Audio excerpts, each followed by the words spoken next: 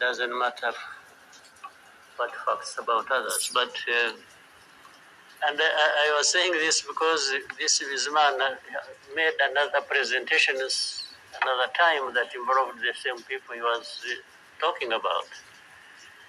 And the next day, from embassies, people came to him, threatening him.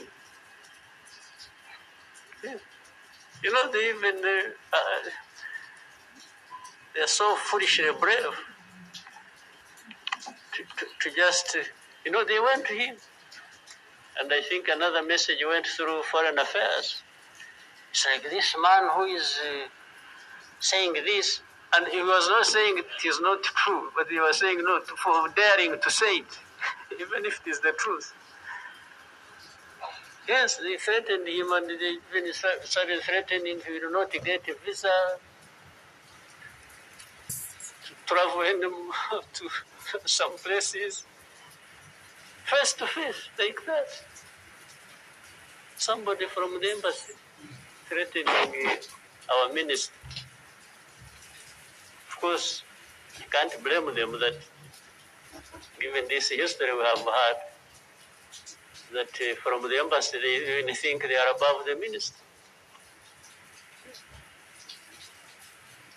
He just come and say, you dare say this. He wasn't saying, this is contrary to the truth or evidence we have. Why did you present the lies? No. He was just saying, whether lies or truth, you shouldn't have said it. That is the cruel present we live in, but we must confront it, and we will. We shall. No question about it. I've also told people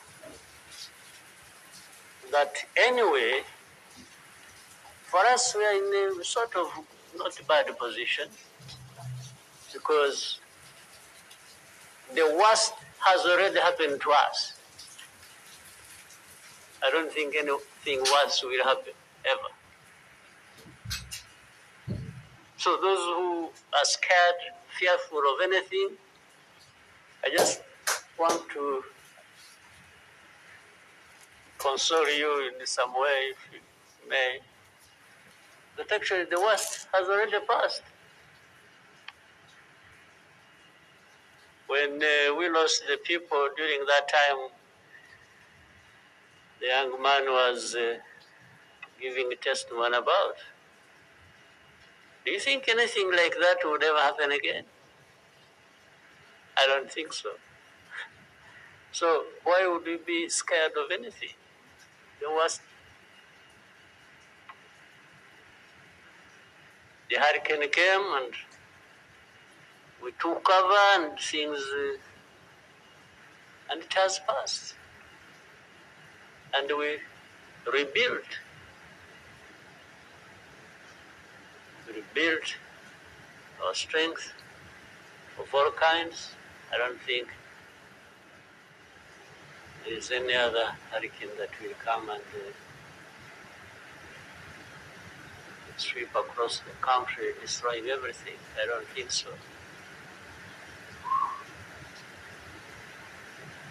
So, and this day always reminds us of some of the things that I ignored and facts that remember the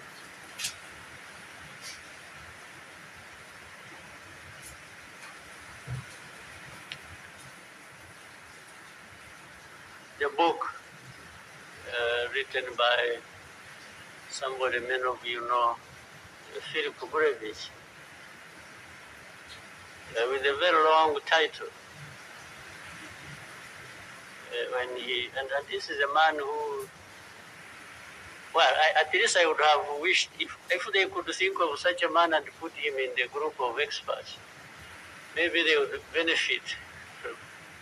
But you bring somebody just because she comes from a country that colonized Rwanda and that comes the expert. I think that's not serious. But he said that the title of the book was, "We wish to inform you that tomorrow will be killed with our families." You know, who were they informing? And who was going to stop that? And who was going to come to their rescue? Nobody. It just happened as they said it. People kept telling the world, "We want to inform you that tomorrow we're going to be killed with all our families." And who cared?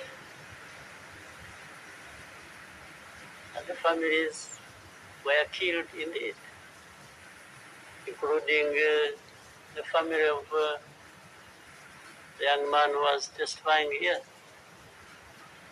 Well, including our families, those of us standing here, who have been demonized every single day about our history. The history where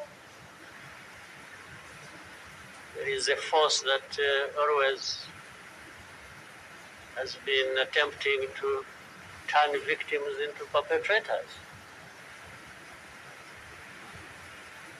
So these people who give testimonies and say what happened to them, they are actually now perpetrators.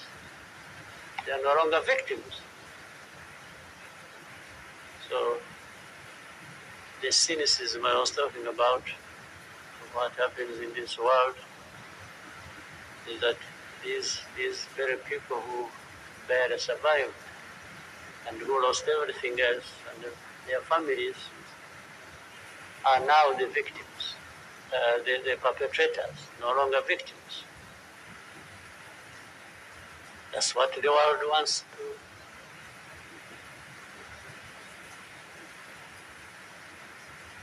create about us.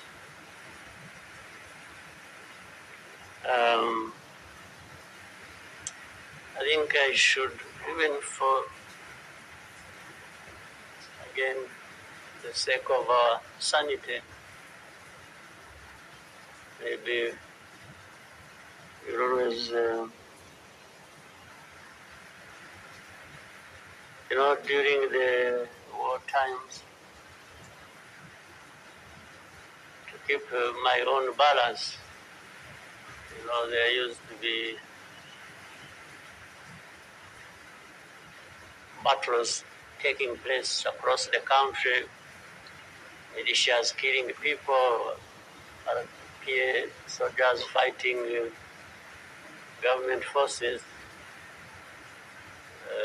Sometimes in our movements, one of the commanders would come to me and say, "President, you come and see what has happened here." I went there once and saw a mass grave that they had just dug with caterpillars, and I think they had put in over 2,000 people. And from that lot, we found 12 people are still breathing. And we got them out. I was told the other day of the 12, I think, they lived for some time, and then now they are remaining 7 out of 12. I kept following the story. 7 are still alive. I think 5 died of... But from that moment,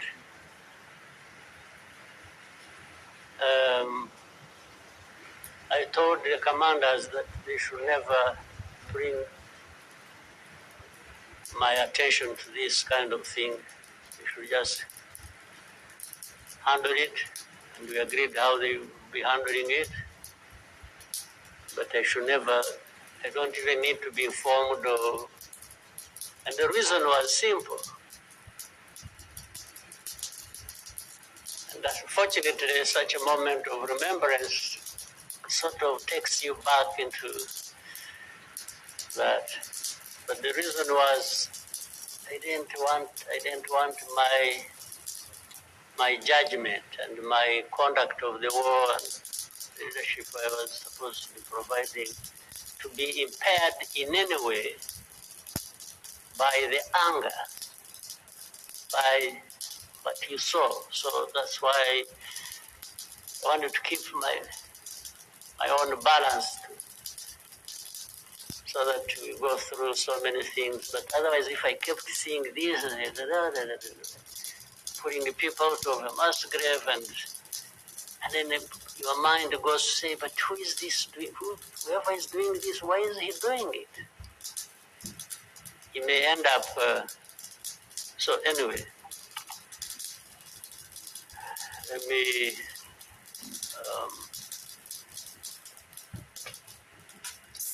end here. There will always be another day, another year to commemorate our lost people. But for Rwandans, I beg you,